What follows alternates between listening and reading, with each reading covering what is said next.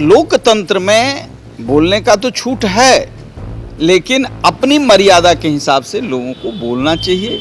इतना ही मैं कहूँगा। पद बड़ा मिल गया है, व्यक्ति छोटे हैं। प्रधानमंत्री को बहुरूपिया कह देना है तो गली में चलने वाले लोग भी कुछ से कुछ बोल देते हैं। कोई कारण हो किसी का विरोध करने का, कोई शब्द का सिलेक्शन हो, जब कोई बड़ा आदमी, वैचारिक आदमी, बौद्धिक आदमी किसी प्रधानमंत्री पर टिप्पणी करे तो उसको लेना चाहिए।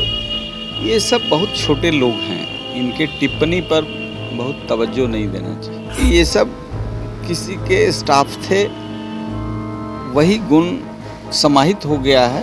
अच्छा, ललन सिंह पे बोलिए सर। ललन सिंह प्रधानमंत्री को ढोंगी बता रहे हैं, बहरूपिया बता रहे हैं, कह रहे हैं कि आरएसएस के जो दफ्तर है नागपुर में, वहां से कठपुतली का डोर है, जो बीजेपी कठपुतली है।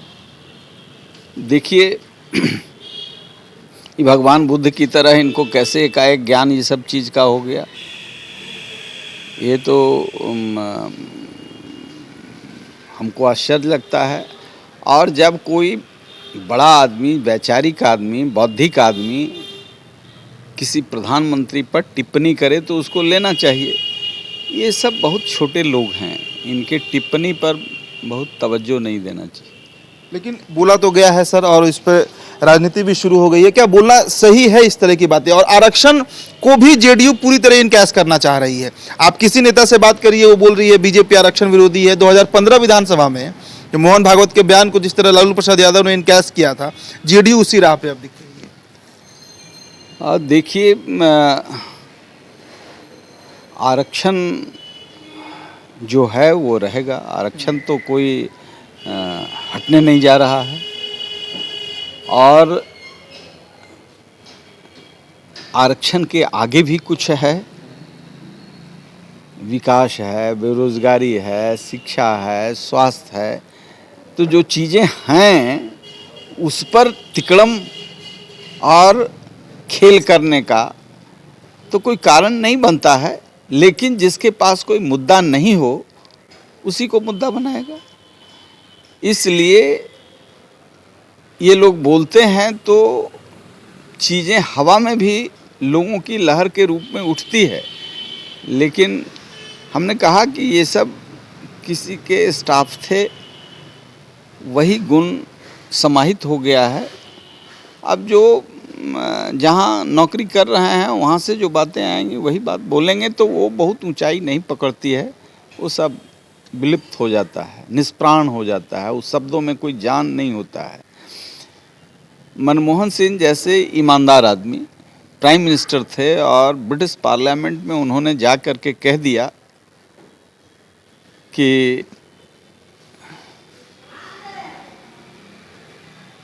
We Indians got civilization from, it is you who made us civilised.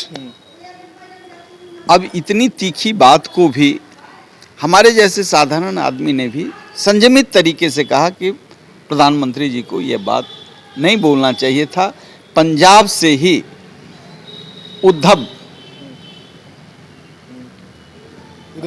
Udham Singh इतने बड़े पराक्रमी और इतना बड़ा देशभक्त पैदा हुआ, जहां संस्कार और संस्कृति का ज्ञान जालियाना वाला बाग कांड के चीज़ों को संकल्प में ले जा करके अंग्रेज़ों को सिखाया है। उस पार्लियामेंट को क्या कहिएगा? वो जमात जो सिर्फ शोषण दुनिया में करती रही है, उससे सिविलाइजेशन हजारों वर्ष पहले भारतीय संस्कृति और संस्कार की चीज़ें भारतीय परंपरा में शाश्वत रही है।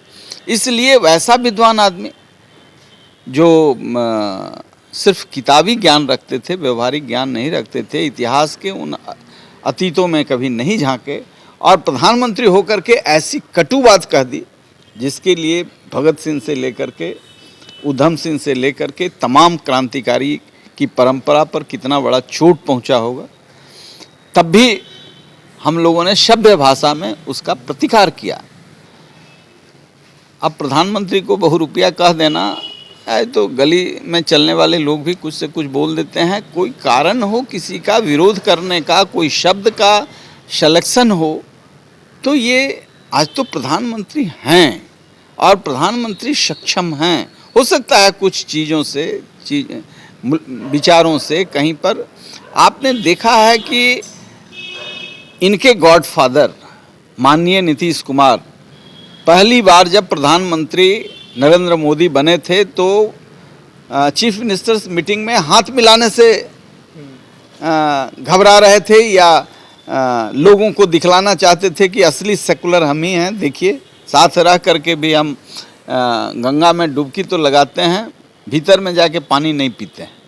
हम सेकुलरिज्म के अलंबरदार हैं और ये सेकुलर नहीं है। वही आदमी योगी जी के ओथ में माननीय मोदी जी यदि हाथ नहीं पकड़ते तो चरण गए हुए थे, वो सारा मीडिया में आया है। तो कितना कैरेक्टर में ड्यूबियस कैरेक्टर है। कौन बहुरूपिया है, अपने आईने से देखें। वो पैर पकड़ने के लिए तैयार थे। तो लोकतंत्र में बोलने का तो छूट है, लेकिन अपनी मर्यादा के हिसाब से लोगों को बोलना चाहिए। इतना ही मैं कहूँगा। पद बड़ा मिल गया है, व्यक्ति छोटे हैं, इसलिए मर्यादा का ख्याल पद के हिसाब से, चूँकि उस पद पर जॉर्ज फर्नांडिस कभी रहे हैं, इसीलिए मैं सलाह दे रहा हूँ। चलिए, तो ललन सिंह का ये बयान जो है काफ़ी विवादित हो चुका है। प्रधानमंत्री को उन्होंने बहरूपिया कह दिया, ढोंगी कह दिया और आरएसएस पर भी लगातार तल्ख टिप्पणी जो है वो आ रही है। आरक्षण विरोधी बताया जा रहा है बीजेपी को। हालांकि बिहार में चुनाव का कोई मौसम नहीं है, लेकिन आरक्षण का मुद्दा जिस तरह 2015 में मोहन भागवत के बयान के बाद लालू प्रसाद यादव ने इनकैश किया था, उसी राह पर जेडीयू दिख रही है। आप बने रहिए द बिहार टॉप के साथ। मेरा नाम उदित तारन है। बहुत बहुत शुक्रिया।